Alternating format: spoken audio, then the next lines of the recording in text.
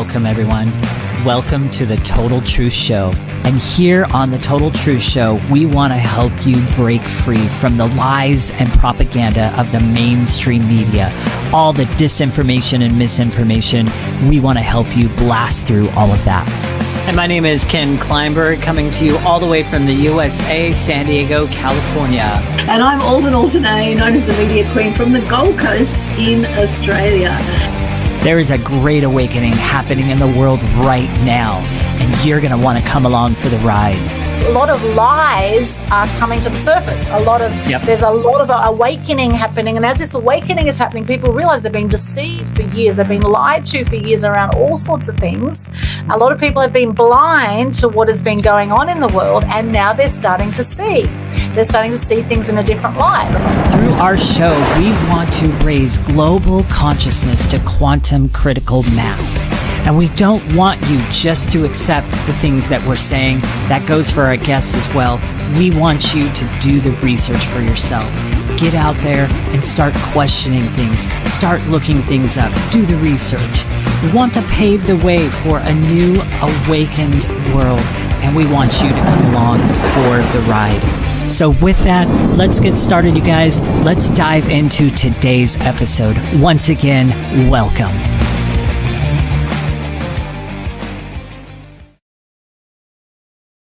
Yes, welcome to Total Truth Show, episode 64. And we're going to chat today about the truth about subconscious parenting. And our very special guest we've got today, Ashley Angeline Kumar. A little bit about her before we get into the show. And of course, great to see you, my co-host, Ken Kleinberg, fact finder. Good to see you as well. Now, Ashley is a certified self-esteem and self-confidence for kids, certified master parenting coach, certified social, emotional, and ethical learning facilitator, a somatic trauma therapy practitioner, certified yoga instructor, an author, a speaker, and mother of two. Suicide, low self-worth, and distorted self-image dramatically impacted her childhood.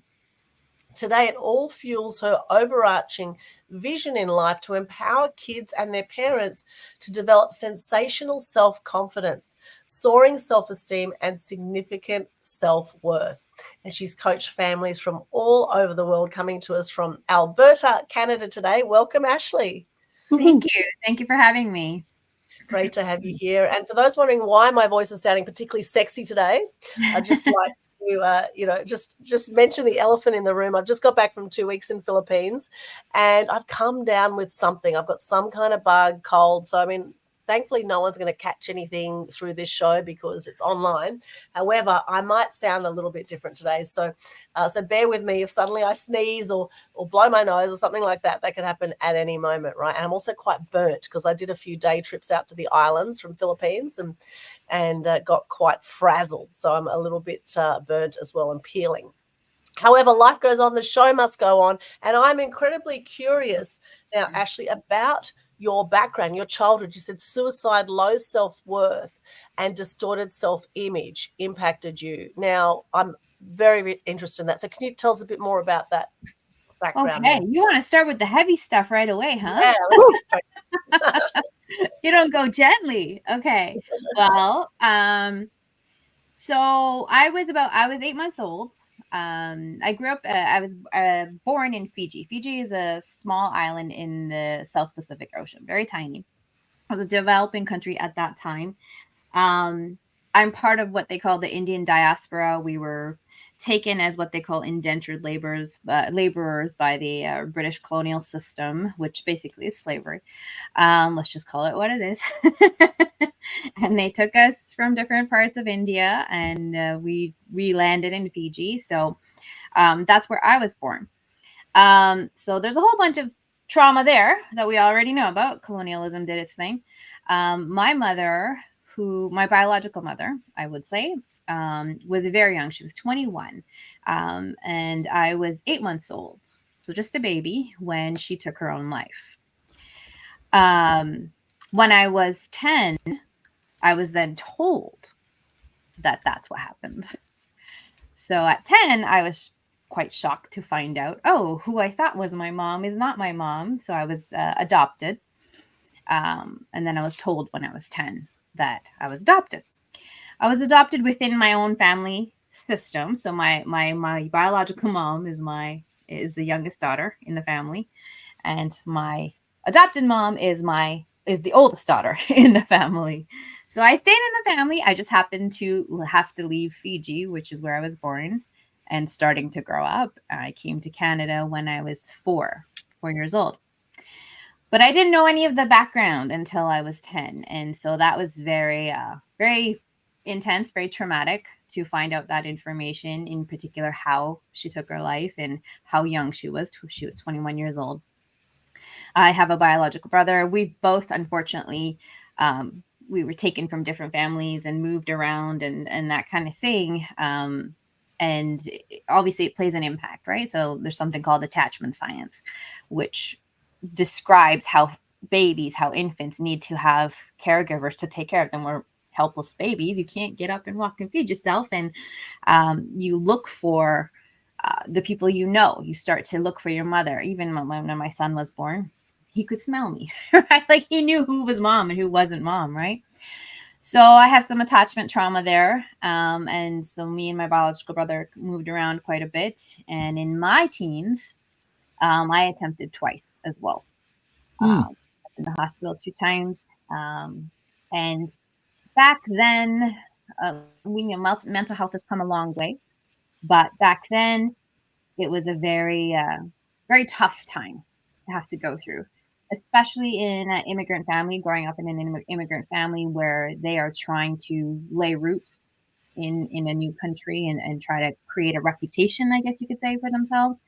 To have a child go through that, that's traumatic for them on their own, in their own way. So that happened. So low self-worth, low self-image were all contributing factors to where I ended up. The thing is that, sometimes people want to chalk up, a mother has a baby, it's postpartum depression. It's postpartum depression, that's what it is. But I personally believe that it's not just one thing that tips a person into that thought that I'm going to take my own life, right? It's not just one thing. It's accumulation over time of the various things that happened in that person's life or didn't happen. For example, neglect and things like that didn't happen, that then create that seed in that person's mind that it's better if I'm just not here. So that's tough. That's very, very hard.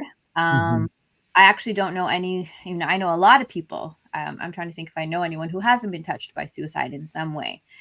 So it's a pretty big deal. And I was young. I was a kid, right, when I attempted. My mother was 21, basically a kid too, also. So I went through a lot as a child. When I had my first child, my own child, all this stuff came up. And very unexpectedly, and I'm sure there's a lot of mothers out there who relate, but once you're holding your own child in your own hands, it's like a whole different level of responsibility that comes up. But if you're holding this child in your hand and you have a whole different level of responsibility, but you didn't heal any of your trauma or didn't have any support in healing that, that's asking you to heal. It's asking you to, hey, you're going to have to raise this kid and they're going to go through similar things you went through. What are you going to do? What's going to happen? How are you going to handle that? So that stuff was coming up for me when my first child was born. And that's when I remember being in the hospital. I'm like, wow, I need to there was this level of stuff that came up that is conviction in what I need to do to make sure this doesn't happen to my children, make sure I have a different parenting approach, and also to make sure that other kids out there who are experiencing this, whose parents don't understand what we're going to talk about today, that they also don't get left behind. Or, to lose one child to suicide is one too many. You know what I mean? So yeah, that's my background. That's heavy. Sorry, everyone. Wow. Boom, there you go.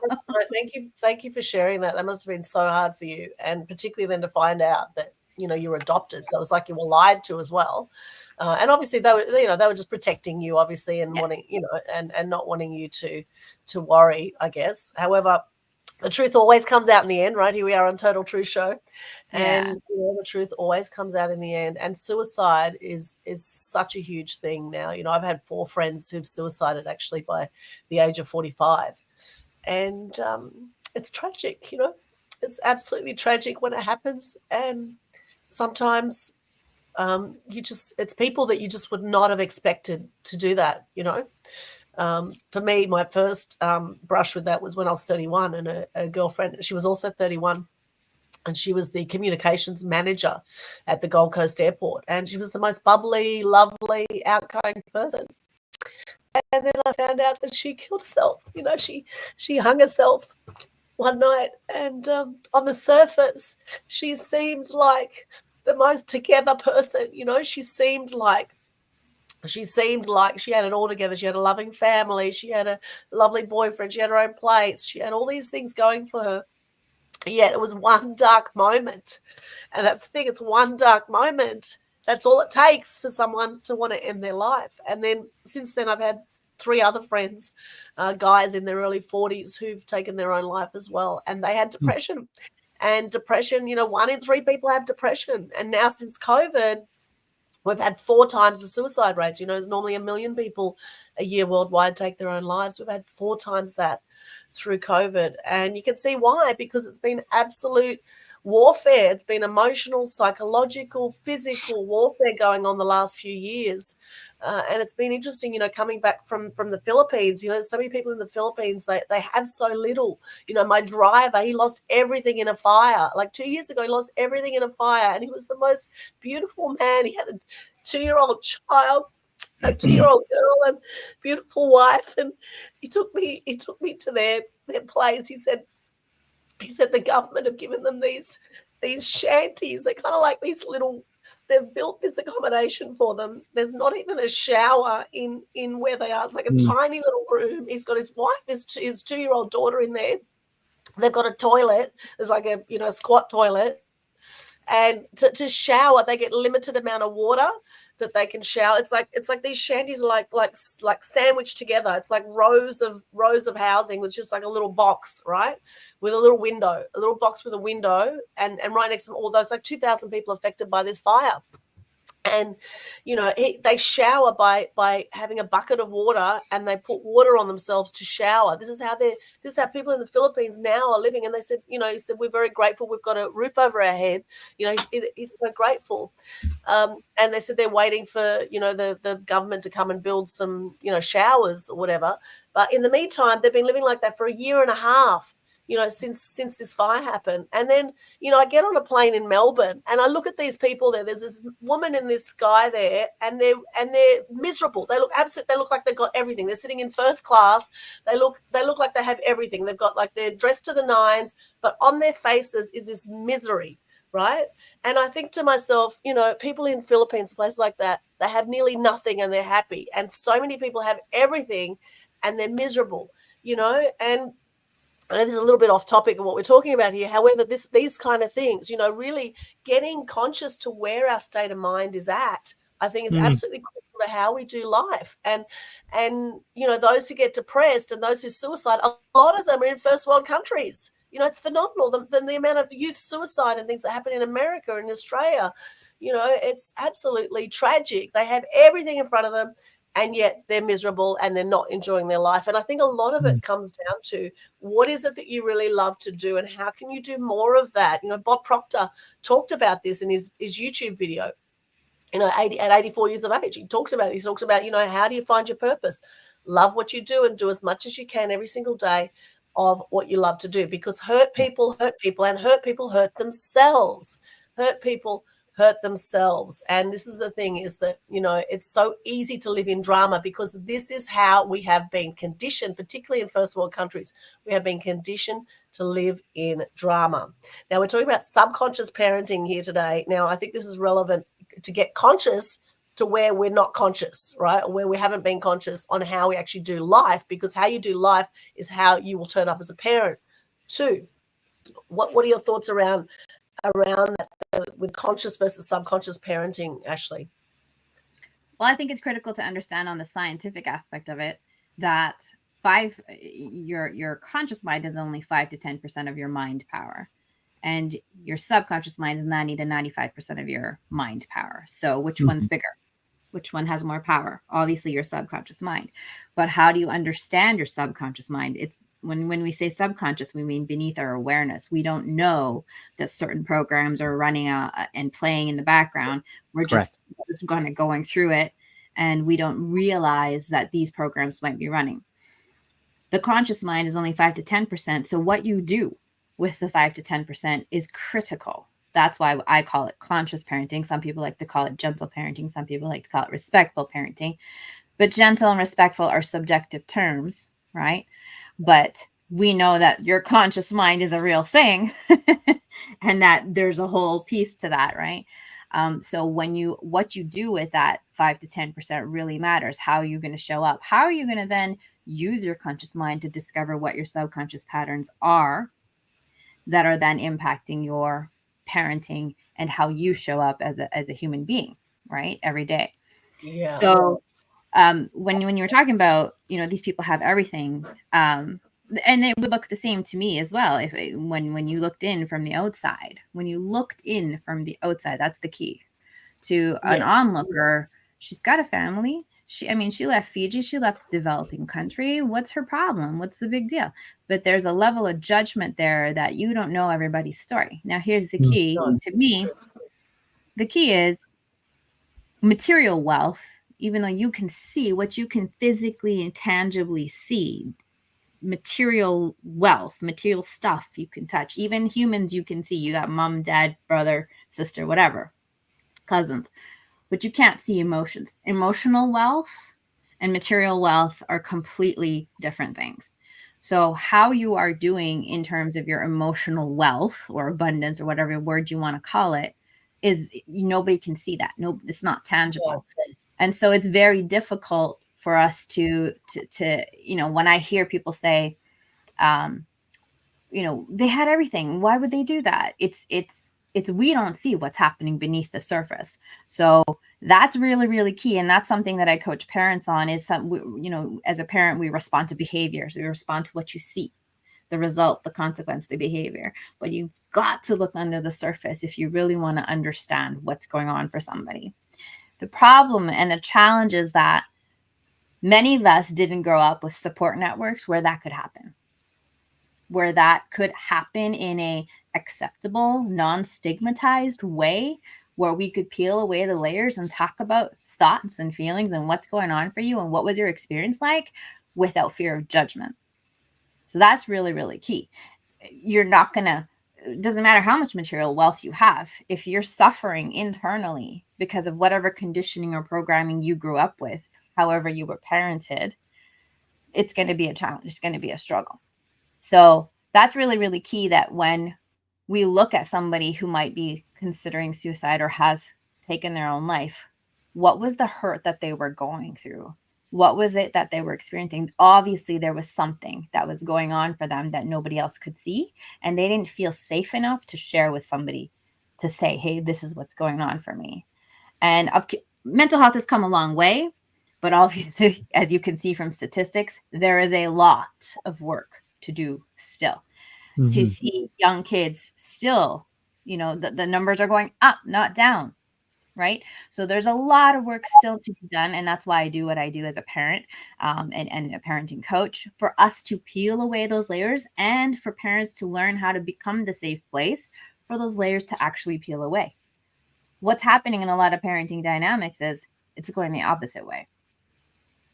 Instead of parents becoming a safe place because of harsh parenting styles, they're becoming this place. Well, I'm not going to share anything with mom and dad because, I might get reprimanded for it. I got to hide this from them. Who am I going to talk to? Am I even allowed to talk to anybody about this? So when I was growing up, I was always told this was a very strong message. Don't tell anyone. Don't tell anyone. Don't tell anyone.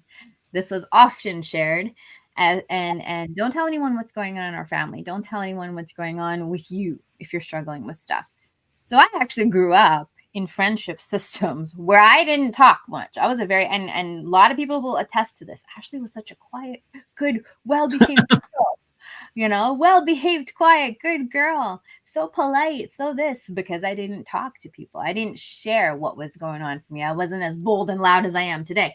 But that was there. That was part of my conditioning. That was part of my programming. And it took 20 years to undo that programming. So that's what's happening behind the scenes, that subconscious and conscious, we have to know how our mind works. Then we have to use that 10% to figure out how the other 95% is working, find out what patterns and beliefs and default ways we have of being and showing up, and even the way we speak, even the way we talk about ourselves in front of our children. How is that affecting them? How is that impacting them? And many people are unaware. They're really unaware of what's running the show. And then they're coming and I'm part of different Facebook parenting groups. My kid is doing this and my kid is doing that, and I don't know how to get them to stop doing this. Or my kid has stopped sharing with me. They've closed up. They don't want to talk. They're shut themselves in their room, and I don't know how to get through to them. Stuff like that's happening. So it's all part and parcel of the package. I hope I answered your question. Yeah, that and more. Yeah, that was very good. Yeah, what about you, Ken? What are your thoughts about this? So I mean, there's a couple things that I was just like, we have interviewed somebody on our show. Her name is Anna Berger. She's a subconscious specialist, and she does a lot of really extreme deep work and helps you to be able to reprogram your subconscious mind and go in there and kind of like reset everything. And so both Oliver and I have done some work with her. But when we talk about how the conscious mind is like 5 to 10%, the subconscious is the rest, I always remember an illustration Anna gave at the time between the subconscious and the conscious mind. The conscious mind literally is like, picture this guy on a bike, all right? And the subconscious mind is a big giant freight train. So you are determined to get from point A to point B with the guy on the bike. Hey, I have these goals. I want to get here. I want to do this. I have these dreams and da. And somewhere in your childhood, between the ages of 0 to 7, you were programmed that whatever X, Y, and Z, that's actually unsafe. Mm-hmm. And so you go in that direction and you're pedaling as hard as you can. But eventually what's going to happen is that freight train is going to snap you back, because the subconscious mind feels that that's unsafe. You can apply the same principle to like making money. If the subconscious mind is convinced that making money for you is unsafe, then the subconscious mind, it doesn't matter how hard you pedal that bike, is going to snap you back every single time. And it's like, that's always been a very powerful illustration for me. And the other thing that I thought it was interesting, so growing up, in general, we're taught to be nice, and we're, and different things like that.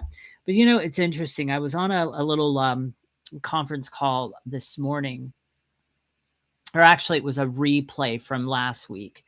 And because I missed that one, I did catch the one for this week though. But in that replay, it was shared by the person leading it. We are not called to be nice. Nice is not a fruit of the spirit, if you will. Kindness, gentleness is a fruit of the spirit, but not nice. Nice is actually a control word. You need to be nice. No, I need to be bold, strong, kind, gentle, self-controlled, and patient.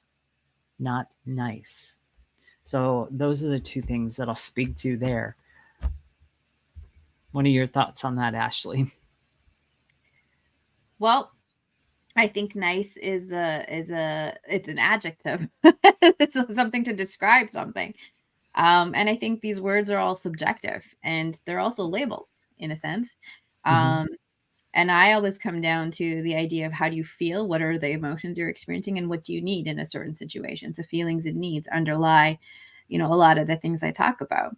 So if you're being nice, but you're not feeling happy or healthy or successful, or you're not feeling heard, you're not feeling understood, then what good is being nice going to bring you? Right? You're being nice because you might have been conditioned to please others, because being nice is pleasing for people. And a lot of children are being conditioned that way. Well, that's not nice. Your mom or dad might have said when you were little, and that's not a nice thing to do.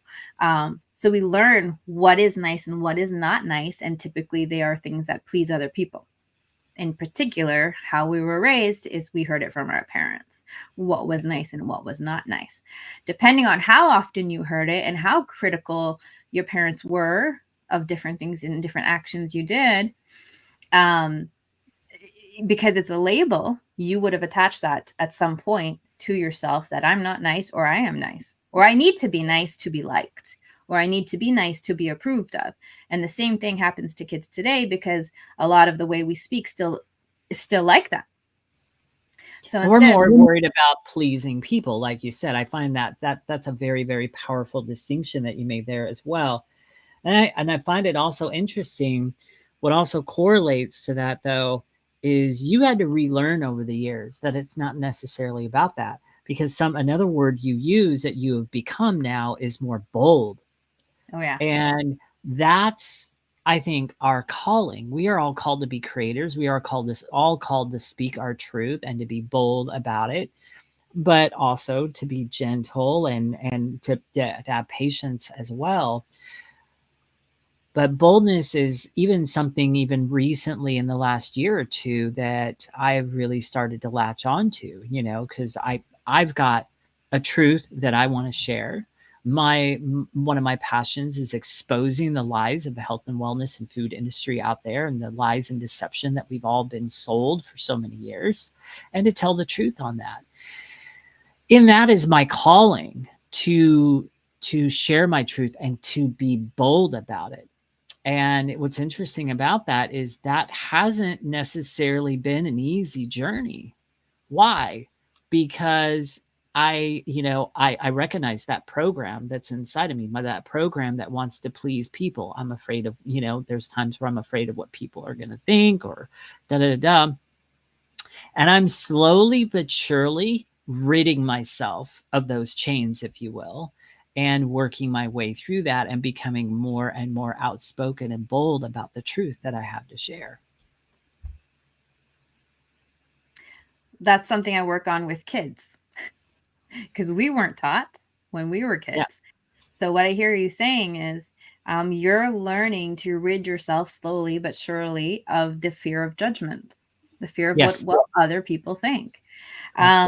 And I literally work on that with children to understand, first of all, what is judgment? What is doubt? What is fear in and of itself? A lot of kids are not actually on a cognitive level taught what these mean. What are these things explicitly, and how do they affect your social, emotional, mental world? Right. And so I actually work on those specific topics with children as young as my kids. My kids are 5 and 8. And I've been working and coaching them since they were 2. And so they know a lot more of these terms than I ever knew when I was a child, because nobody sat down to talk about it. And it wasn't a part of our regular daily life as I was growing up. Our parents didn't know how to explain those words. And even parents today don't know how to necessarily explain those words. But I'm able to do that using some of the curricula that I have in a very childlike way to help them understand. And kids learn a lot through imagery. They learn through imagery, right? Yeah. That's what books and movies are all about. It's all about imagery. So I use stories to help illustrate this to children, to help them understand. Because I don't know if the listeners know what neural pathways are, but neural pathways are these things in our mind. They're kind of like roads on a map, right? The more you travel that road, the more grooves it has, that road. So neural pathways We have them for everything. We have them for everything. Everything we experience, from talking, walking, speaking, language, but also thoughts. A thought repeated can become a strong neural pathway or a neural circuit in the brain. When a thought's repeated many, many times, it becomes a thought habit. So it becomes a habit and you don't know, and it becomes subconscious. You don't even realize you said something that was self-deprecating or negative self-talk. This is how people get food addictions, is because Right. they keep going back to the same thing, and then it develops that rutted road, and now they're stuck in this loop of constantly eating that stuff. Yeah. And so if you think about, if you're driving a road over and over again, that groove gets stronger or more noticeable, right? We call it a strong neural pathway in the brain. Now, if you went for 25 years of your life doing something a certain way, which is fearing judgment from others, and that groove, that road has gotten really worn in, really, really worn in.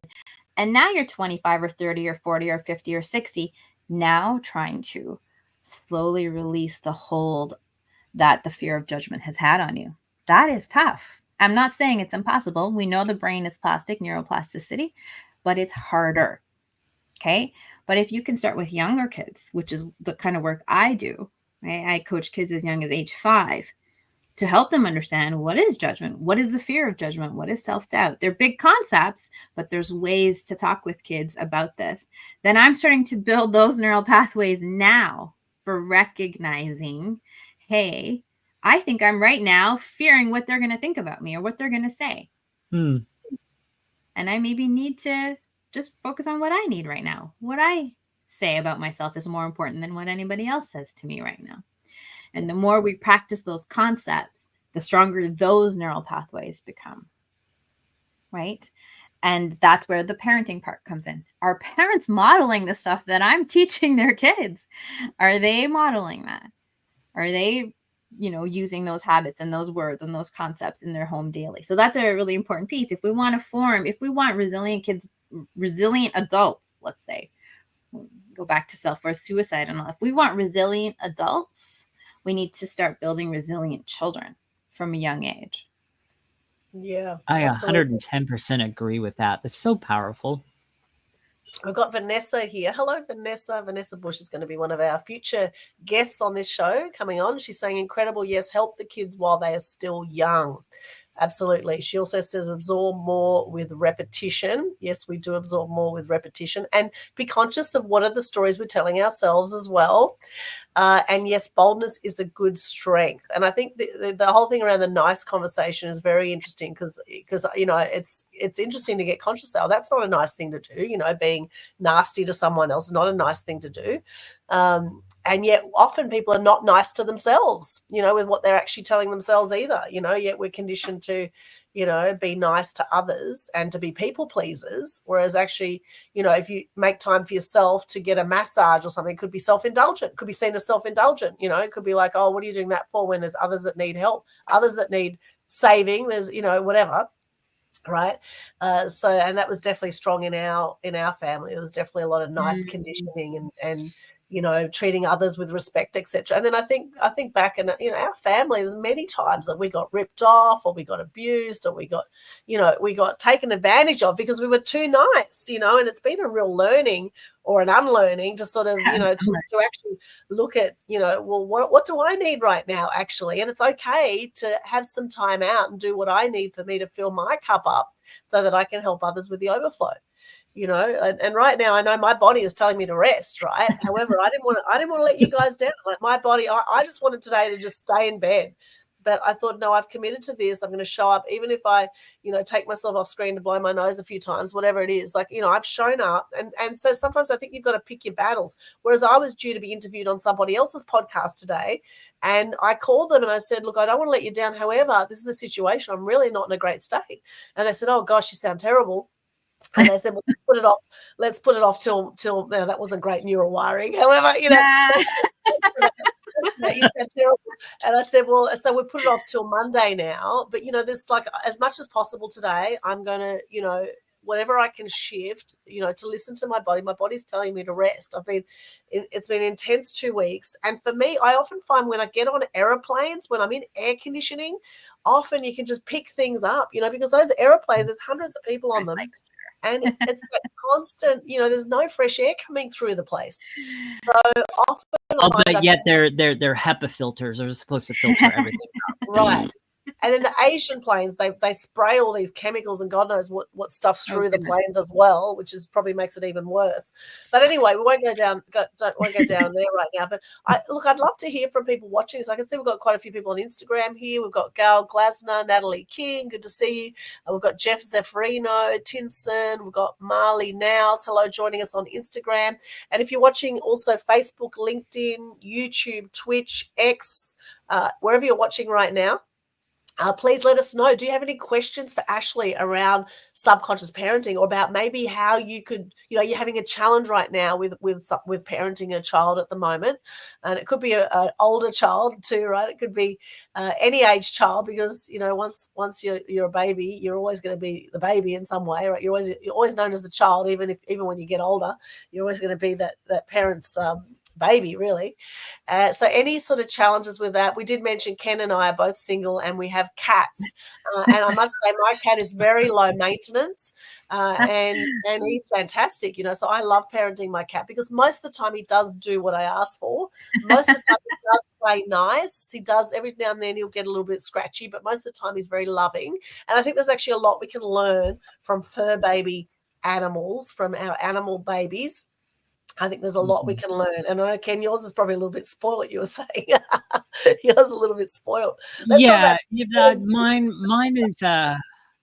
can be low maintenance when he wants to be. Otherwise, he's very high maintenance, meaning he wants my attention at all times. He knows when I've got a busy day. He knows when I'm getting ready to head out the door.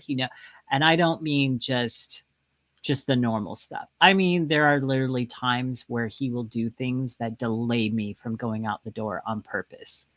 Like he'll come around my leg and wipe up against it. And then when I don't pay attention to that, then he turns around and bites me because I'm not paying attention to him. That's more of a love bite. Yeah. What's really interesting, what you just said, is there are parents who say the same thing about their kids. It's so crazy. Now, here, I did have a question for you around that, kind of a deeper question. So, when you told me that, worrying about what other people are thinking of you, worrying about how other people are judging you, you were saying how that's what you do with kids. Now, I am curious, because I know I'm 48 and I still struggle with some of these things.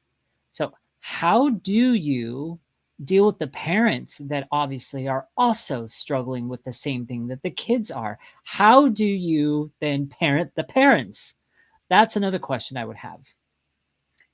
So my job is not to parent the parents. My job is for the parent to understand where this pattern evolved from, and to recognize when it's showing up.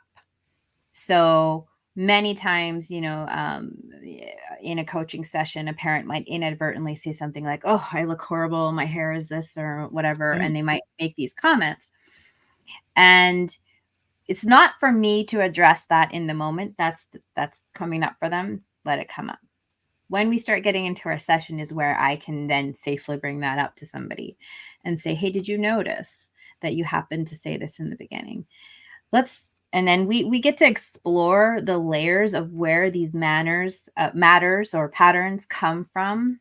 And they're often rooted in childhood, but then we also have media and all that stuff that impacts how we perceive ourselves in comparison to others. So there's a lot of things that in the moment when we're with our children, we're not necessarily conscious of and aware that they're impacting how we're showing up in that moment. And so my job is sort of to be a mirror, a reflection back to the parent for them to see themselves in a light that they might not have been able to see before. But doing that in a very safe, brave, and empathic way.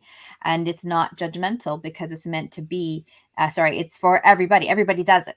Everybody does it. We've all said something about ourselves that we dislike, disapproved of. We've all judged ourselves. We all fear judgment in some ways of other people. What levels we have that fear of is different person to person, right? So if I'm coaching a child and helping them understand the fear of judgment while the parent is modeling fear of judgment regularly in their day-to-day parenting, this is why I coach parents and children in tandem, for them to recognize, hey, did you realize that your child said this? Oh, wow. Where did that come from? So there's me right there. I'm going to hold up a mirror for you gently, parent. I want you to notice what was in this mirror that I'm holding up. And then this is where parents have this sort of like, oh my gosh, they learned it from me. They got it from me. And it's not a judgment. It's not a like, oh, I'm a failure as a parent that I did that. Okay. It's what that parent knew. It's what they were conditioned and programmed with from their own upbringing. Yes. So it's nobody's fault. And I never want a parent to feel like, oh my God, it's my fault. No, it's actually not. As a parent, you're probably, I'm gonna guess that most people watching this show right now who are interested in this topic, you're probably trying your best.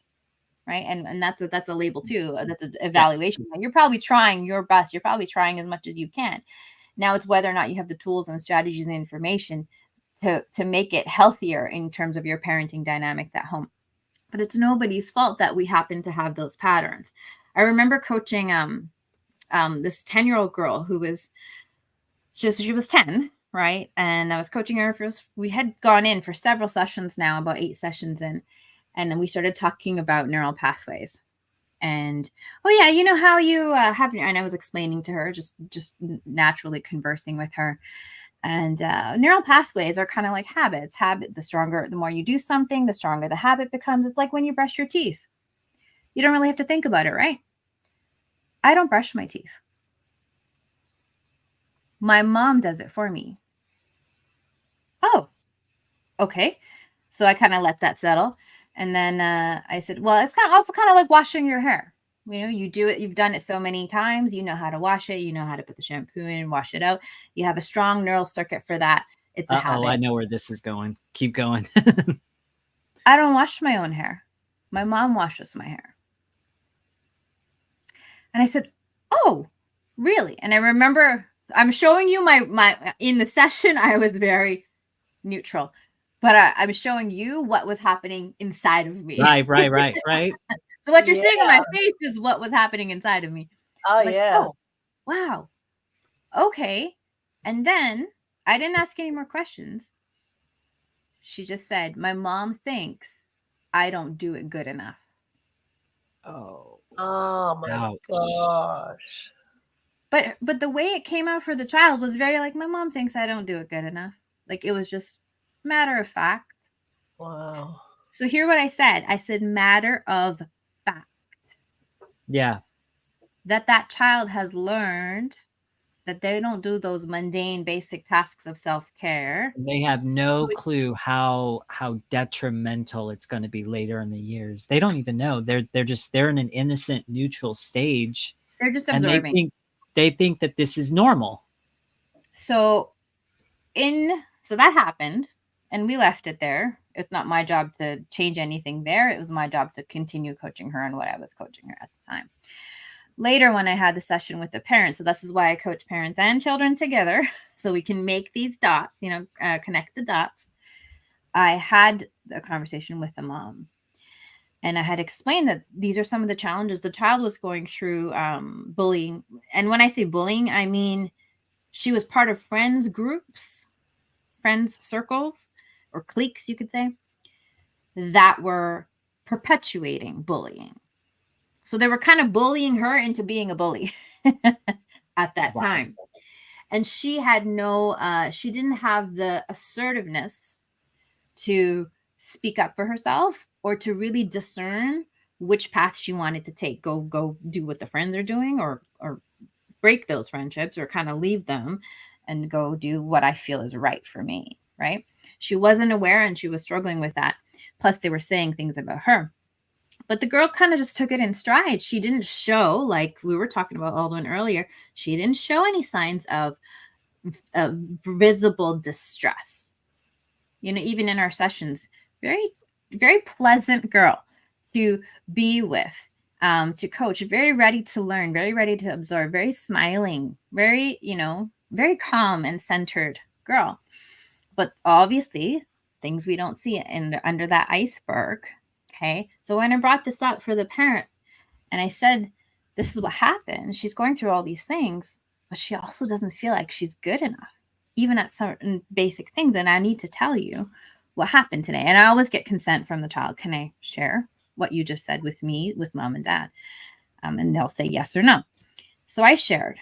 And the mom, you could visibly see, she was like, whoa, this light bulbs went off in her brain. I was like, oh my gosh, I have been saying that to her.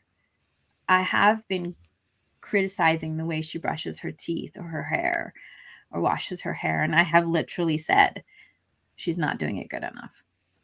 So the child at her young age, so I don't know if, again, the audience listeners know this, but the child brain doesn't fully mature until age 25 plus. And the last part of the brain to mature is the prefrontal cortex, where the executive functioning or the logical, rational part of the brain lives. Okay. Until then, the emotional brain is the part of the brain that's the most active in children. And so what they're absorbing, what they're taking in, they're just processing it. They're not necessarily saying, hey, mom said I'm not good enough at washing my hair, but that still means I'm a good enough person. They're not doing that. That's not happening. They're just going, oh, not good enough. Ding. Not good enough. Yep. Not good enough. Ding. Not good enough. Ding. And how many times they might be hearing not good enough, we don't know. And in what ways and what words are being used. I also know that school systems do similar stuff happens in school systems, right? With grades and grading and comparing grades and posting grades and all those things. And kids are learning to compare themselves. It's part of the system of how we live, but it can be very detrimental to self-esteem, self-worth, self-concept. And so it's really key that parents understand these pieces. So this mom had this experience where she was kind of like, wow, I need to shift that. I need to make sure we give her chances. So we talked about, helping her feel competent.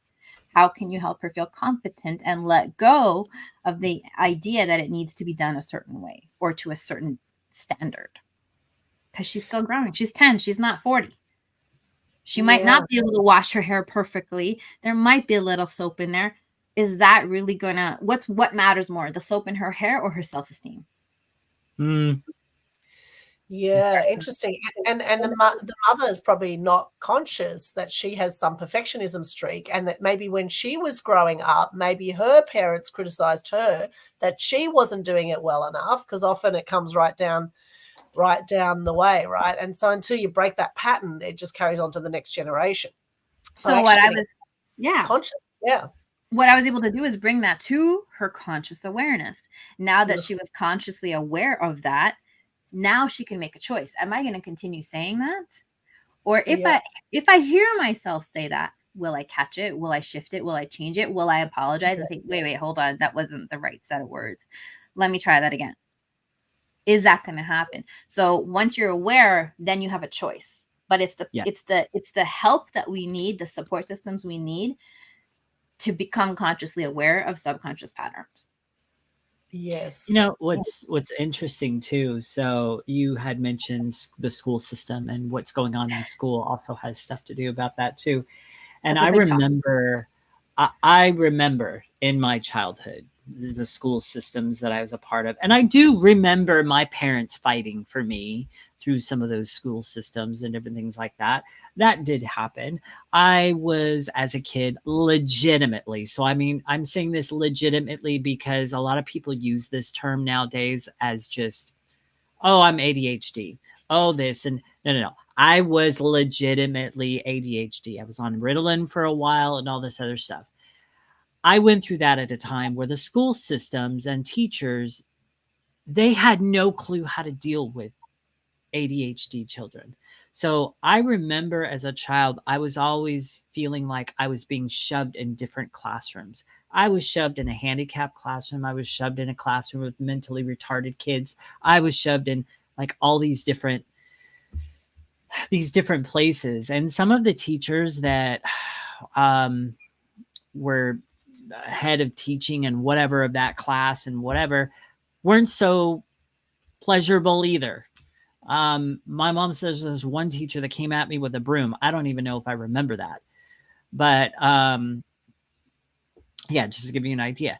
And so, yeah, I look at that, and thankfully, because of a lot of the deeper work that I've done over the last year or two, and people that I've been introduced to and met, and just kind of like really kind of looked at this and worked through it, a lot of it makes a lot more sense to me now with some of the things that I am trying to struggle through and make better. Like, for example, the whole people pleasing thing, the whole like not worrying about what other people are thinking of me, the whole standing in myself, my boldness, my truth, and being proud of that and not, not caring. I mean, being polite, being generous, yes, but, standing in that. And I definitely see marked improvement, but I just found it interesting when you mentioned the school system, because that kind of like brought back all that in my mind. I remember all of that. And then I was made fun of a lot in schooling and different things like that. All that took place. So it's funny. It's interesting.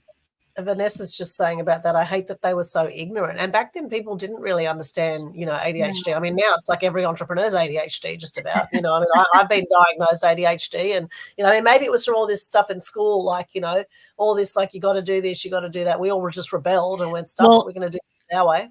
The ADHD that's coming up for most people nowadays, that's just because of this. How can I put this? Real mentality that's going on. You got people stuck on their phone, flipping through reel after reel after reel after reel after reel. And what's that doing to them psychologically is dopamine. And it's kind of dumbing down people to where you've got less of an attention span than you did before. And so that's kind of what's raising up in even entrepreneurs and today. And I've even gone as far as, now when I'm focusing in and doing work and different things like that, if I don't have my phone across the room and away from me, if I get stuck on something, and here's when I notice it's always a trigger point. When I get stuck on something, or I can't think of the right words to type, or whatever it is, a technical difficulty, instead of sitting there and dealing with it and going through, if my phone is right here, I will pick up my phone and distract. It's a coping mechanism. I will distract myself from it. And I'm learning to not do that anymore. Have I mastered it? Hell no. Am I getting better? Yes.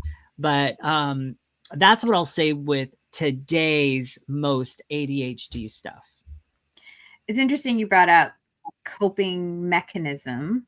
Yes. That's actually one of my gifts that I want to give out to people today if they're interested in. Coping skills is a real thing that most of us were not explicitly taught. And our parents didn't have those tools and skills. So when you're talking about coping mechanism, can I differentiate between a coping tool and coping skill and a coping mechanism? And I think you clearly defined what it was, which was clearly a coping mechanism. And I think people need to understand the difference. A skill is something you work on, a mechanism is something you default to, something you just pick up. And it might be a habitual pattern. It might be a distraction pattern. Okay, I just need something to distract me from this particular thing that I'm distressed about. So coping skills, when we were growing up, never heard of it, right, in schools. And so now we have all these parents with children. I'm one of those people, right? Now we have all those parents out there trying to raise children, or what we want to call resilient children, but they didn't have coping skills to deal with their own stuff, right? They might have had coping mechanisms. They might have had, what you talked about, food addiction. Now we have screen addiction, all kinds of things that can become a coping mechanism. And That's primarily because many of us were not taught what coping skills are. It's changing slowly in schools now, which is great, except that we still have parents out there who don't know what coping skills are and how to develop them, right? And how to actually implement them and use them in front of your children boldly and vulnerably, because if you've not used it before, it's going to feel weird and funky, and you've never, taken deep breaths or done a meditation or traced your fingers or done any type of sensory input that is calming for your nervous system, then it's going to feel a little weird. It's going to feel a little funky, especially if you're a parent and you're trying to model this to your child. It's going to feel weird until you do it enough times that it becomes a neural pathway, and over time becomes a habit, and over time becomes a skill that you then are able to pass on to your children. But because we were not taught, a lot of parents that I work with today don't use them. They don't have coping tools to develop coping skills, and they have become, because of having a lack of these tools and strategies in place, reactive parents. I was one too, reactive parent. And if I don't have a tool nearby, or if I lose my rational thinking and I've gone way into my deeply activated emotional brain, I don't have those coping skills either, because they were not my default from when I was a young kid. So thankfully, the work that I do is I actually help parents do this, build coping skills, to implement coping tools. But not only that, I work with the kids to understand what coping tools are and coping skills are and how to implement them over time. So there's two things that I want to give away to the audience today, if they're here, that they can access.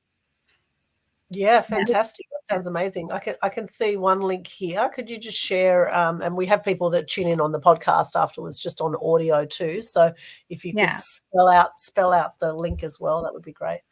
Oh, okay. Well, it's my full name, Ashley Angeline Kumar, which I don't know, is it showing on the screen? It's on the screen. www.ashleyangelinekumar.net/coping-skills. Okay, that's where you can get a free guide, and it's easy to, simple to download, and you'll get it right into your inbox. And then I have a very affordable course for parents, which I'll just pop in here, that they can get in helping understand how to implement something like this for their children from as young as age 2, which is how old my kids were when I implemented this, to as old as 15 or 16, depending on how open your teenager is. And it's called Building an Emotional Regulation Station in Your Home, and building one that actually works. So it's a very affordable course that they can get if they'd like to. Yes. Beautiful. And there it is there. So we've got the link. So if you could just spell out your name, because people on the audio won't be able to see that name as well. So if you could just spell that one out as well. Ashley, Ashley, Angeline, Anjlien, my last name Kumar, KUMAR.net, and then /regulation station -parent course. Beautiful. So they can get that. It's very affordable, because I want this material to be available to people. Fantastic. Thank you so much. And that's beautiful. I know Ken just ran to the bathroom, so we come in and out of this live stream and work with it. I can see a whole lot more people have joined us on Instagram as well. We've got Dortech there, Chloe Magic, good to see you. Gail Glasner here says thanks for your sharing. We've got Adam Dean Magic. We've got Moshio Rahat there, and Gail Glasner says she's a hypnotherapist who founded the Reprogram Your Subconscious Mind theory. She's an author of a best-selling book for many years called Gail Glasner. And she has a quick way also to help a child get over something bad that they experienced. Now, the quick way to get over things is what my parents did with me, is they actually use discipline. My parents use discipline. And I always say we should bring the cane back. Now, I know this is going to get a few people talking out there about, discipline. However, I tell you what, my parents had little things like they would give us hot chili. We'd put hot chili in our mouths if we, did something that was not good. And, it actually did stop us from doing more things that could get us into trouble. And having the cane at school, in our North Bagala Primary School, we had the cane there. And I remember being so scared of the cane that I never did anything to, to put myself in any jeopardy of possibly getting the cane, even though the cane was there. And I do believe that the crime rates back then were a lot less than they are now. As now literally kids are getting away with murder out there. They are just getting let off the hook for all sorts of bad behavior. And so now that's the other extreme. Now it'd be great to have, lots of love go out to people that are really not in a good state. However, really, I think there needs to be certain repercussions of certain actions. If someone's going to go out and harm an animal or another person, there needs to be some repercussion for that action. Otherwise, it's just going to keep on happening. So what are your thoughts around, subconscious parenting for kids that, that need a bit more discipline, I think? Well, I'm in a very oppositional state, I'll say, to that. I want to just pose this question to anybody who was hit. I was hit as well. Your fear that came up might have served you in that time frame. In that time frame, it might have served you. I won't do that again because I'll get the cane, right? Yeah, that's right. But your fear also made you a people pleaser. Mm-hmm. Right. Okay. I agree with that. Well, there you go. That's interesting. When I look back at those times, I never had a really good relationship with my dad, but he was usually the one that gave me spankings. Every once in a while, my mom. But I remember later in the years, there was a very rebellious, very, very rebellious, deep feeling in my heart because of that. And plus, I think it was also because of the fact of I never really had a relationship with my dad. And when my mom got her divorce a few years ago, I literally severed the ties in my own heart towards him. I was like, you're not my dad. Long story with that. But even now, as I look back on those times, I don't see discipline. I see a very rebellious spirit and result of that. Like, I resented him for that. Oh, yeah, absolutely. Yeah. Mm-hmm. Mm-hmm.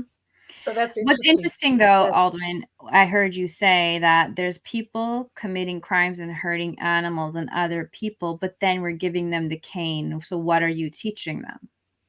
Aren't you teaching them violence aren't you perpetuating violence by teaching them violence? Oh, no, these ones aren't getting the cane. These are young ones today. These are the ones we haven't had the cane here. The cane's been outlawed out of Australia for years. So we haven't had the cane here now for years. And so now we've got gangs of youth literally on the Gold Coast that are going around and doing all sorts of crazy stuff, right? So that's what's going on now, and probably in America too. Well, I mean, we just had, you take away the cane. You take away the cane. What the hell did you replace it with? If you replaced it with nothing, this is going to happen. 100% this is going to happen because you didn't replace it. Did you put something else in place to discipline? Did you put something else in place of that type of punishment? Because being hit and being abused is technically assault and punishment. But was there something else in place? Was there something that was effective in supporting those children so that they don't end up going out there? They replaced, actually in primary school, what they started to do is that, kids would have to pick up rubbish and things like that, or they'd put them in detention as far as they couldn't go out, or they couldn't, whatever it was back there. There was like some sort of, had to stay grounded in some way, couldn't go out to do something. So they limited the freedoms in some way, or pick up some rubbish, but, it just didn't seem to quite have the same impact as having the fear. So when I work as a conscious parenting professional, it's we understand the science behind why punishing children, any kind of punishment, ends up playing out negatively down the road. And it will always 100% statistically do that. Even if someone claims to say, hey, I was hit and I turned out fine, I can guarantee you're not fine in some aspect of your life inside of your mind body system. Because when you're getting physical punishment, your nervous system is activated because your human body, your human system is built to survive. Okay, when your amygdala, which is an organ inside of your brain, detects threat, and if it's your parent that's doing that, okay, it's going to associate parent and threat, okay, together. Those neural pathways that are going to fire are going to fire and wire together. Parent, threat. Okay. Do you think that that's going to create children who then are open enough to talk to their parents about stuff? Probably not. Is it going to create connected family systems? Probably not. Is it going to create, hey, mom just texted me, no thanks. So mom just called me, no thanks. When they're 30 or 40, are they going to want to come to that person's house when their system has put those neural pathways together that my parent is a threat to me? And we know that that's the conditioning, the subconscious conditioning. So why do people have a fear of authority? They were fearful. Mom and dad were authority. They had a cane. Why were people fearful of the police? They were people in authority, but it was rooted in fear, not rooted in let's go out there and change the world and make a better place. It was rooted in fear. That's why you might be seeing the crime statistics go like that. So what else was in place? Punishment. You're just switching out another punishment for another punishment. Is that really effective? What else were those children needing? And that is the work that I do to help parents understand what are the needs that went unseen, were not met, and then resulted in these behaviors that you're now seeing. It's always about looking under the iceberg. All you see is the behavior. If you're always reacting to the behavior, you're a reactive person. You just see the tip of the iceberg you at that only point. see the tip of the iceberg. You're not seeing what's going on underneath. Every behavior is communication. Every behavior is a form of communication. Every negative behavior is a communication of an unmet need. So what's that need? You have to go down and you have to determine what's going on for that child. The younger your child, the harder it is. Doesn't mean it gets easier when you're a teenager. Because if you didn't learn how to express yourself when you were a child, you're going to have a lot of trouble as a teenager expressing yourself, right? Because it might not have been safe enough to say what you felt or to cry or to do whatever, express yourself as a child. Then how is it going to feel safe when you're a teenager? So in terms of this idea that we need to bring back the cane, I know, and statistically, and the science shows it, that does not work long term. It does not work long term. You're going to continue to see people with mental challenges. We're going to continue to see people with emotional challenges. You're going to continue to see people with addictions. You might not see, like you're saying, fear. If fear is driving the road, if fear is driving the car, right? You might not see as much crime as you're saying, okay? But you're going to see other things.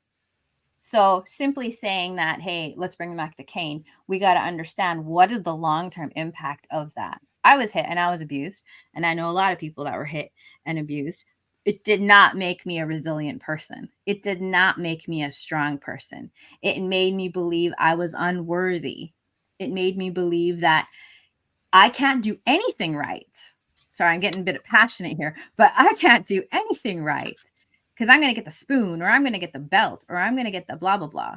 That must mean I can't do anything right. What is it that I can freaking do right? Obviously nothing, right? And then you have that child growing into a teenager who now has really strengthened those neural pathways for not feeling good enough or right enough or correct enough or nice enough, who now wants to take their own life. So I get what you're saying there, and I love your passion, and I'm sure there's people equally as passionate that are watching this and going, "Good on you, Ashley. That's exactly right. We don't bring the cane back. No, you don't. You don't deal with this by hitting people. No, that's not the way to go." Right?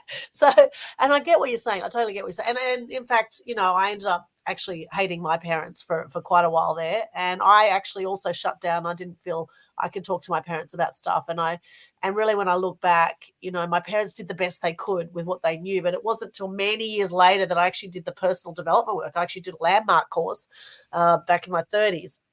That I actually opened up at something that traumatized me when I was 6 that I'd blocked out of my memory, which is when I saw a sheep that I befriended in Turkey get its throat cut in front of me. I totally blocked this memory out, and I was able to have a conversation with my parents for the first time, and I actually realized for a long time I hated my parents. And And, Dad used to hit me at times for discipline, there was discipline, and I understood it. However, I did shut down. That's the subconscious part. And how does that work? We need to understand that these pieces of our mind body system are not separate. They all work together. Your nervous system, your amygdala, your hippocampus. Your hippocampus is your emotional, it's like your emotional server for your computer and your system. If you were hit and you remember the fear, your mind stores that and it goes, hey, let's remember that for the future, because that might be relevant in a similar situation for you. This is where it gets a little tricky. But if something was done to you repetitively, especially by your parents or caregivers, it becomes familiar to your mind. It becomes familiar to your subconscious mind. And when it's familiar, it's, here's the word, safe. Yeah. And then we'll track safe. Right? Yeah. And if it's, yeah, exactly. If it's safe to the subconscious, it will continue to attract that and even perpetuate that the belief that children can only learn or be disciplined through some kind of punishment, because that's what your brain knows. That's what your body knows. It's all connected. So we can justify, and people will justify, yeah, I hit my kid and it teaches them a lesson. It stops the negative behavior. Yeah, it stops the negative behavior right now because something's happening to their brain cells and to their nervous system. That's going to store that and remember that. And you had this memory that came up, memory recall from your subconscious in a certain instance. That's going to happen to them at some point in their life. And it's probably going to be when they're looking at their own child later down the road. Now, this raises another curious question. So I've known people in my life. There's one particular young girl that I can remember that was a part of my life for a little bit, not in a relationship, just and she battled with cutting herself. And I know she was abused by her father. And so I'm wondering if, as you were saying, the safety thing, how it eventually sinks in and it began, and then it perpetuates. I was thinking, oh, so you're telling me that creates a person that would harm themselves? It can. Interesting. It can, because, but cutting is different. There's a lot to that. There's a lot of layers to that. When a child is feeling like they can't control anything because, let's say, the parent is controlling everything, or the school system, or everything outside of them, and they have this idea, this belief that everything outside of them is not within their power, not within their control. There's nothing they can control, not even their curfew, not even the choices they make, not even maybe what school they go to. There's a lot of stress for a child that happens. You don't see that stress. Again, it's under the iceberg. Okay. But one thing they can control, if they cut, then it heals.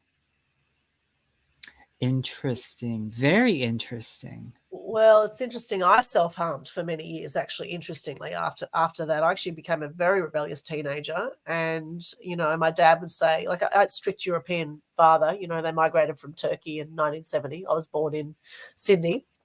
And I have Greek, Turkish, Ukrainian background, if you're wondering about the heritage. And, after I went through the perfectionism stage, I became dux of my primary school and I was being a total people pleaser as a child. And then I just wanted to belong and fit in. And I just befriended some really off the rails kids. And I found some sense of belonging with all these misfits, and so just went off the rails. And Dad would say, you're not allowed to pierce your ears, so I pierced it 5 times either side. I then pierced in here myself. I pierced in the middle here. I had a little ring that I used to wear in the middle, and that was, I went to a show and saw these bulls being pulled around by the nose, and I just felt really bad for these bulls. And then I ended up actually just piercing it myself in my nose, and just, so that was self-harm. And then I got into drugs and alcohol, drinking a lot, smoking a lot, smoking like a trooper, like just really, like I did not want to be here for a long time. I mean, thank God I've come out the other side of that. Thank God now I've done a lot of personal development work, and I've got a conscious awareness now of all these things. But at the time, as a teenager, I was completely off the rails. And I'm happy to report now, my parents and I, we have an extraordinary relationship. We're very close now, thank God. I mean, I think of people, there's many people don't talk to family members for years because someone said something they didn't like or whatever. So my question to you, Ashley, is okay. So if hitting people maybe is not such a good solution here, not hitting people's not, it's maybe breeding violence with violence. So what is a way that we can, we can do some subconscious parenting, I guess, and have some, healthy, well-functioning children in the community who are not going to be completely off the rails and lose the plot, as a lot of kids tend to do. What's the solution? The solution is for parents and for children both to get the support that they need. But the fact is that, are parents willing to step into that arena? Because when you step into that arena, you do have to be willing to take a look at yourself. And when you're taking a look at yourself, it's not always savory or sweet. And it asks of you to look at parts of you that you might not want to look at, you might not want to admit, because again, most of us were conditioned to not talk about our flaws. So it can be really scary for some parents to reach for that support. There's still stigma around that. Coaching, I think, is a little bit different than mental health therapy. And the reason why is, as a coach, I can relate to you. I can actually tell you my story, where in therapy, you're barred from doing some of that disclosure, right? I can tell you what I've been through. I can tell you what I've gone through. I can tell you what I've done differently that's impacting how my children behave. And why is that happening? Why is it happening to the parents I coach, and what's happening to their children? I can share that information. So parents need to get that support. First, they need to understand if they need that support, if they want that support. Okay. And then willing to do the work to step into that arena and take a good hard look at these different aspects of who you are, what happened to you, and how it impacts your parenting today. That's subconscious parenting, because we don't know what's going on in the subconscious until someone brings it to our conscious awareness, like I illustrated earlier with that mother. You might not know how a particular way of talking to your child impacts them. And because I come with the education in the background, I can help shed some light on that. But I haven't found that doing it alone or trying to figure it out alone works. You could read as many parenting books out there and spend thousands of hours and dollars buying books and trying to figure it out on your own. And this is not to put books down. I read a lot of books and they're very helpful. But you also need that container, that system, that support system to help you work it through, to help you process it through. So in terms of how are we going to raise children who become resilient, healthy citizens doing really amazing things out there in the world, it's going to have to start with ourselves as the parents who are raising them. And are those parents willing to say, yes, I'm ready to look at this and shift it and transform it so that I can then be there and present and show up for that child so that they don't reach for the drug, so that they don't go for that gang, they don't step into that arena that gets them into more trouble, so that I can be their rock. But let me first find out how to be there for myself and be that rock and figure things out here while I'm being there for them. Does that make sense? Yeah, a lot of sense. Yeah. Yeah, so do the work. And often we are so close to what we do that we don't realize that that's where working with someone else to actually help you see what's going on with your subconscious with these behaviors. Yeah, subconscious is below our awareness. You really need someone to help point it out. And it's never, the way I coach people is never, it's never about judgment, because you didn't program your subconscious mind yourself, right? It was conditioning. It was how you were raised. It was things that were said to you. It was things that you experienced as a child that your subconscious mind, made some conclusions about. So it's nobody's fault. And there's no judgment in that. But once you know there's support, and once you know you have agency and choice whether or not you step in to that arena, then it's your responsibility. Okay, I know there's these things impacting me and my family. How am I going to step into that arena? What steps am I going to take? What am I going to do? How am I going to show up? That's choice. That's agency. And I want everyone to know who's listening that you have that agency to make that choice, right? Yeah. So work with an expert is great. And what about some sort of tangible sort of tips maybe in the meantime, while people are waiting to work with an expert? What are some things maybe that people can do now to become a better parent? Well, notice. Self-awareness. That's a big thing. It's hard to be self-aware if you weren't taught what self-awareness is. But self-awareness is noticing what you say. How do you respond to your children in various situations, right? Notice your triggers. That's a big one. Triggers are rooted in the past. Triggers are always rooted in the past because it won't trigger you otherwise, because it doesn't have a reference point. If it triggers you, it's something referencing that your mind, your subconscious mind, and your hippocampus and all the memory systems are going, hey, pay attention to this. This is something that's you don't like, or is not going to be good for you, or is a threat, right? And it could be your child screaming at you. That is a threat because your parents screamed at you a lot when you were little. But your mind, your conscious mind's unaware of that, right? So notice your triggers. I'm getting really angry with my child right now because they're screaming at me, so I want to scream back. When you were a child, you probably weren't able to scream back. You probably get the cane. Okay. But I'm sorry, I didn't mean to joke about that. But you probably had some kind of repercussion if you screamed back. Now you're an adult. There's this person screaming at you. You can scream back, especially because they're smaller than you and younger than you. So notice your triggers. Okay. And once you notice them, write them down. Write them down. I was really upset when she screamed at me. I screamed back at her when she yelled, "I hate you." Whatever your triggers are, write them down. And then ask the question, where does this come from? Where is this trigger rooted? What happened that makes this a trigger? Because, Ken, you could say you hate me right now. I'm like, I don't care. I'm out of here. Right? I'm not going to be triggered by you because you and I don't have a history. I don't have a past with you, and I don't have a past connected to somebody saying I hate you to me. I've never really heard I hate you said to me. So it doesn't trigger me. Right? But if another child who grows up to be a parent has that trigger, they had somebody say a lot of mean things to them. Maybe they were bullied really badly as a teen. And now they have this kid who feels like a bully, who's saying these hurtful things. They're triggered, but they don't understand why they're so triggered, right? I don't know if that's making sense, but all of our triggers are going to be rooted differently and rooted in the past. We need to notice what they are and then ask, where is it coming from? Where does this come from? Why do I have such a strong reaction to this particular thing that my child is doing? That does make a lot of sense. And actually, that's actually really helpful. I think that'll be helpful for a lot of people listening to this here, for sure.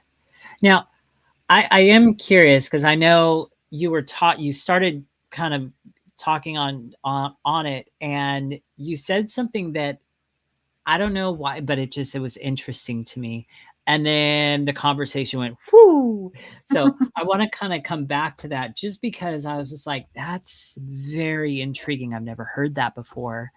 And it's when I was talking about the girl, I'm pretty sure she would never watch this. So I'll pretty much, her name was Kira. And she used to cut herself and do self-harm. And you said the phrase that it's because she knows she's going to heal from it. I'd like you to talk more into that. What do you like? It's not one thing. I did say that, but it's not one. I just find it curious because I've never heard that before. Ever. No, somebody said it to me, actually, another professional. And I was like, wow, that really is very interesting. And it's not conscious. Nobody decides, okay, I'm going to cut myself because I'm going to heal myself. Nobody consciously decides to do that. It's subconscious. There's an aspect, there's hormones that when you cut yourself, there's a little bit of cortisol or adrenaline or some stuff that gets released, right? Now, when it's healing over, there's different hormones that are going to be released. There's inflammation. There's different stuff that's going to happen on that cut physically, like biologically and in your physiology, different stuff's going to happen. So in terms of this idea that if I cut myself, that the child is not unaware of, by the way, this is all subconscious, it can heal. It can heal because it will heal.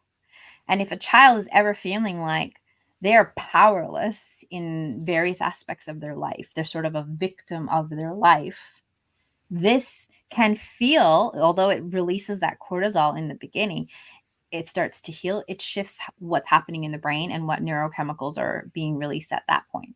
Fascinating. And it's something that they have control over, right? Because often people who self-harm, they feel, quite miserable. I would say I felt very low self-worth when I was self-harming.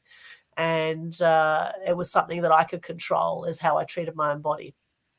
I went through anorexia and bulimia, and that which led to depression. I could control what I was eating, and I could control how much I was restricting, and I could control how I purged and when I purged.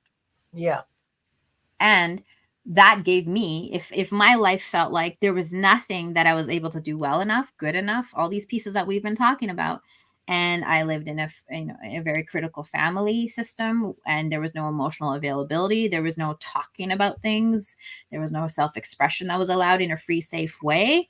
What could I have possibly? School system controlled what kind of homework I did. I didn't get to choose my teachers. I didn't get to choose even my extracurriculars or how I got there. So think about, as a child, there's not that much that a child can often feel like they have control of in a very adult world. And that is stressful if parents don't realize that. If they don't realize, hey, my child needs autonomy, they need choice, they need freedom, but we need to do that with limits and boundaries and safety. And how do we do that? That's what I teach and coach parents on. Then we're going to feel like, hey, this might be the only thing I can control.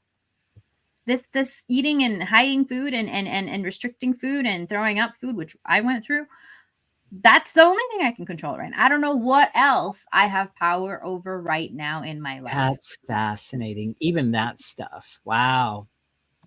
Yeah, so it's just getting conscious. So now that you know that, Ken, and others watching this or listening to this, right? Now that we know this, we might be more conscious of, okay, what is it that I might do to myself or say to myself, even now as adults, that might not be serving me right now? What could I be saying or doing that's not serving me right now? And what could I be saying or doing that is serving me right now, right? And as I say, hurt people. When I got hurt people, that really hit home for me. And healed people heal people too, right? And I'm sure it's an ongoing journey for you too, Ashley. So even though you work in this field, right? I mean, I'm sure there'd be things that would still pop up for you, but at least now you've got that awareness. You go, okay, oh, there it is, and you can grab it quickly. You can notice it, and then you go, okay, let's transform this. Yes, right? It's practice. Lots and lots of practice. Yeah. So even it's interesting. So even the eating disorders is pretty much the same thing, because I've known a couple people with eating disorders as well. Yeah. Wow, I just never made those connections. I want to put the caveat. It's not one thing. It's not just one thing that can create, it's cutting or any kind of addiction. There's so many pieces that layer on, right?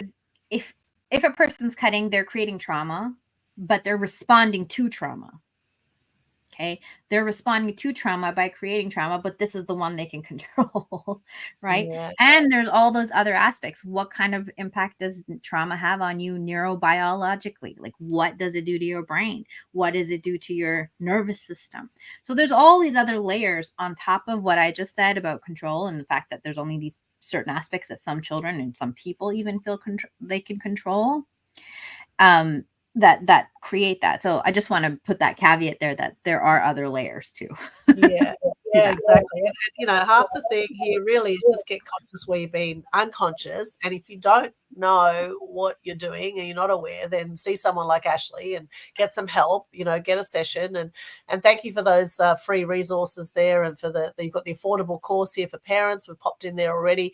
We do need to wrap up the show shortly. So any final words on this before we share your quote of the day, your favorite quote? Ashley.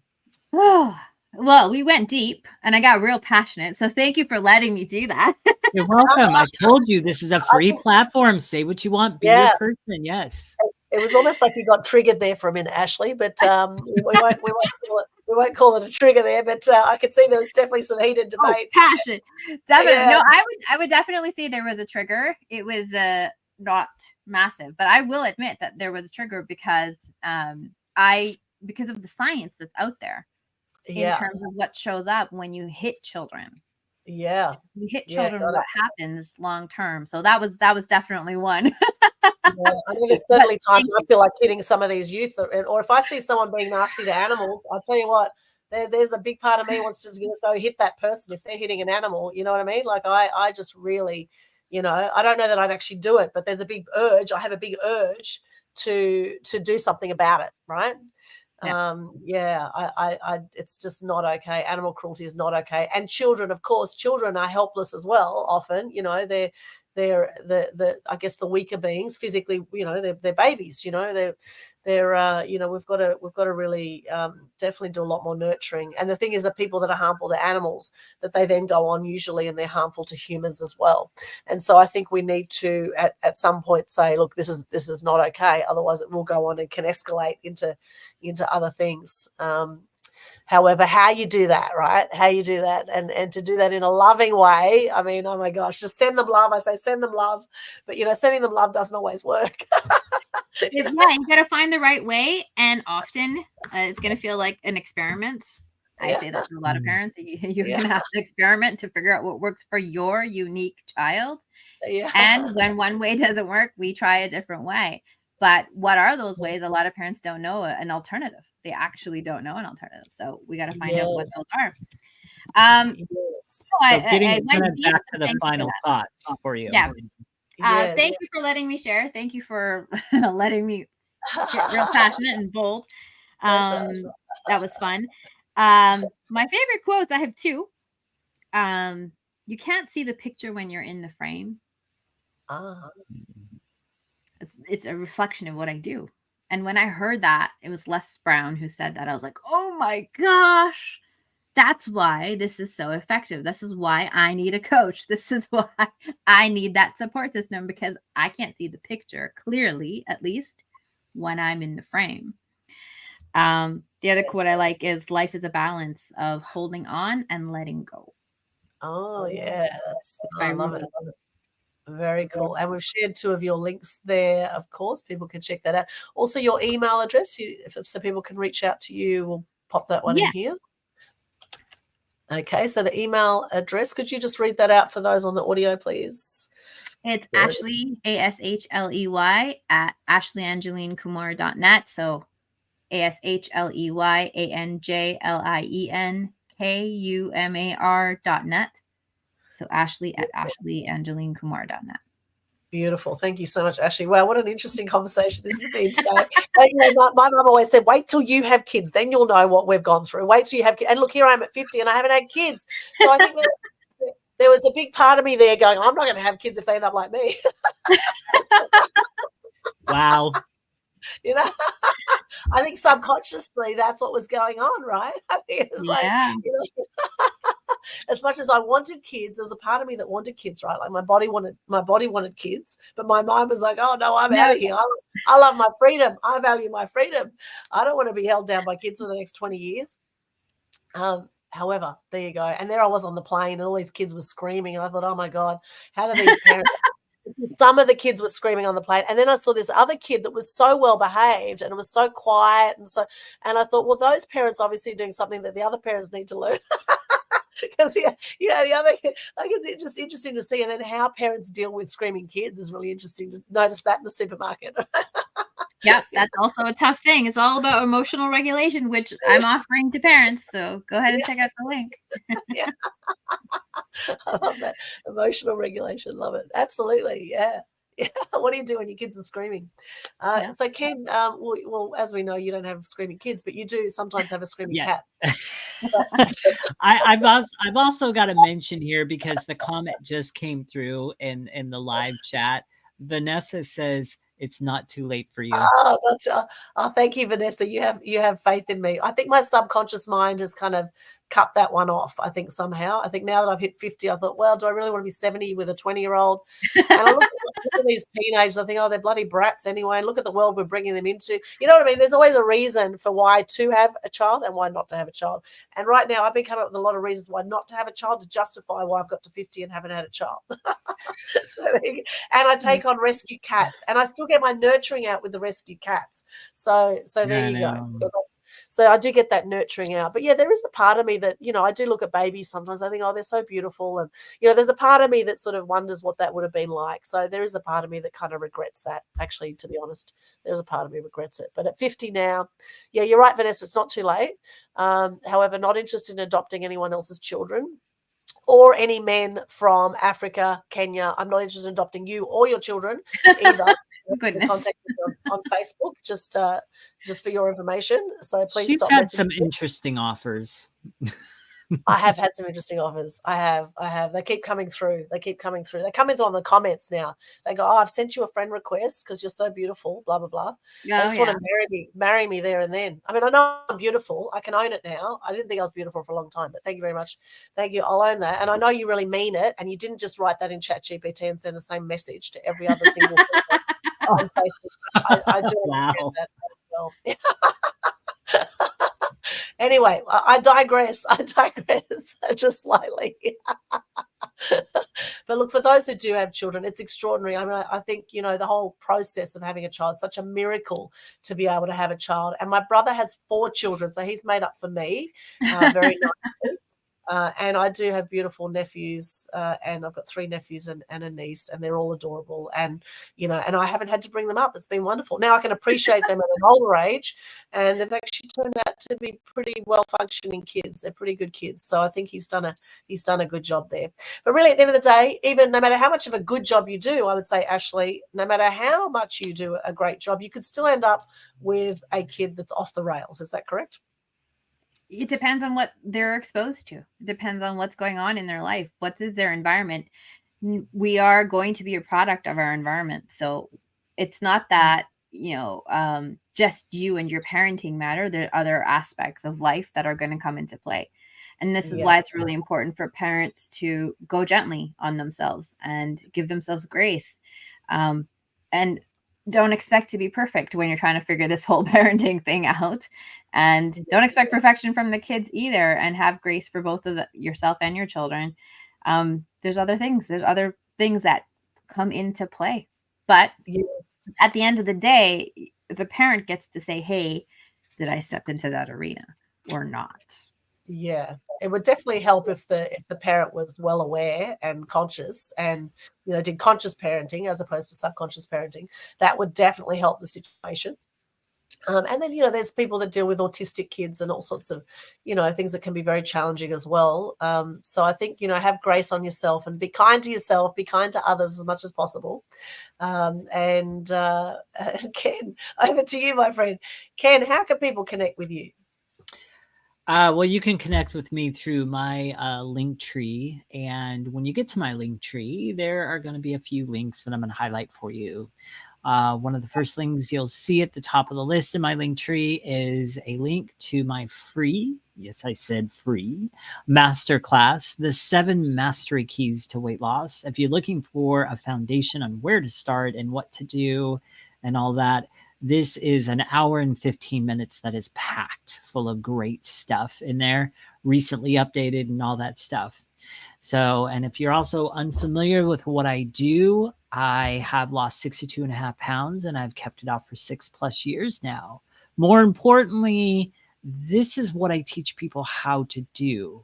So anybody can lose weight. Anybody can lose 20 or 30 pounds. Anybody can go on a diet. They can do that. But what the challenge that most people face is keeping the weight off. That is exactly what I help you conquer for good, having it be sustainable without a diet. And because that's what I've done 6+ years now, I've kept it off. I don't even think about it. That's because it's part of who I am.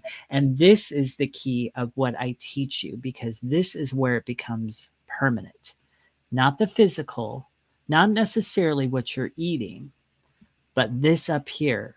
When you transform psychologically and mentally in your journey, that's when it's going to become permanent.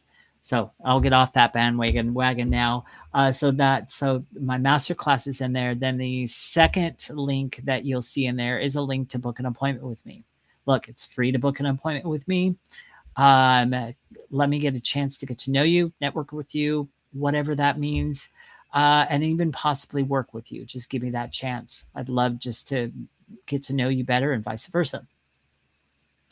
Lastly, you're going to find a link to connect with me on Facebook, and just friend request me, and I'll accept your request back. And then actually I lied. There's a fourth one. There's a link to my website on there as well. There's other links on there, but those are the four most main. My link tree for those of you listening by audio is linktr.ee/FatFighterKen. Beautiful. Thank you, Ken. And what's your quote you'd like to share today?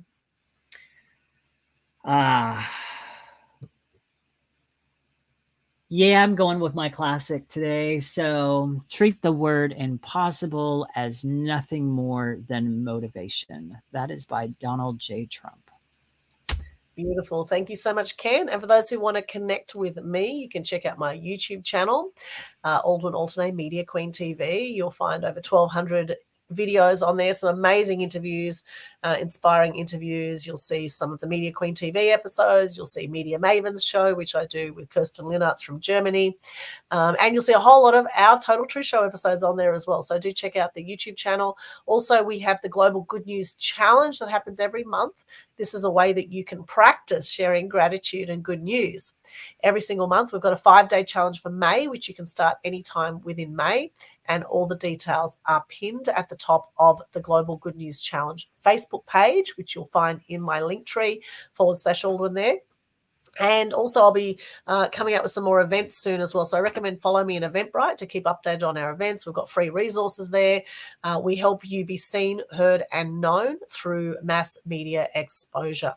So if you feel like you're the world's best kept secret right now, then we can help get you out there to be seen, heard, and known. So if you want extra support, you can also book a call on my calendar link or send me a PM. Those calendar links, the times go pretty quick. So if you can't see an available time, then just reach out to me and we'll make it happen. And just go to linktree /Aldwin. There's linktr.ee/Aldwin, ALDWYN. And I've got some quotes about parenting today. I've done a quick bit of Googling here and found some cool stuff. So the first one is, parents are the ultimate role models for children. Every word, movement, and action has an effect. No other person or outside force has a greater influence on a child than the parent. And here is another one by Anne Landers. It is not what you do for your children, but what you have taught them to do for themselves that will make them successful human beings. A little doting on our kids is fine, but don't forget to teach them how to take care of themselves along the way, such as brush their own teeth. I think it's a very healthy practice to brush your own teeth, children, okay, and for parents to allow the children to brush their teeth imperfectly at first, because everything is hard until it becomes easy. Right. And, you know, everything is perfect in its imperfections as well. So just notice if you're being a perfectionist, our parents and fellow beings out there, I know I've certainly had a bit of that trait myself. So I notice it and go, okay, just getting it done is better than getting it perfect and undone. So just get it done, get it out there, take action, and the rest will take place. And of course, reach out to Ashley if you'd like some extra help to see where you might be having some limiting behaviors in your conscious world, and to tap into that unconscious to be the best parent that you can with subconscious parenting. Thank you so much for coming on our show, Ashley. It's been an absolute pleasure to have you here. Any final words before we wrap up the live stream? And thank you to all those who've joined us as well. Final words, Ashley or Ken. Just thank you so much for having a very candid and bold discussion. Thank you, Ashley. It was fantastic. You're welcome. Yeah. And Ken, any final words from you? No final words. Okay, beautiful. All right. Well, thank you so much for all those who've joined us on Instagram, Facebook, LinkedIn, YouTube, Twitch, X. Sending you much love. Please let us know what you thought of the show. What are your comments? What are your ideas around some of the things we've been talking about? Love to hear from you. And if you've got any questions for us, then tag us in the comments and we can come back to your questions later as well. And make sure you put a like or a love on this and share the love, because maybe there's another parent out there right now or another human being out there that really needs to see this episode. So if that's the case, then share the love. And we'll see you again back on Total Truth Show for episode 65 for our next one. And stay tuned. We've got some awesome guests coming up. Thank you so much. And Ashley, it's been a pleasure having you on the show tonight. Thank you. Thank you, Ashley. It's been great. Thank you so much. Bye for now, everyone.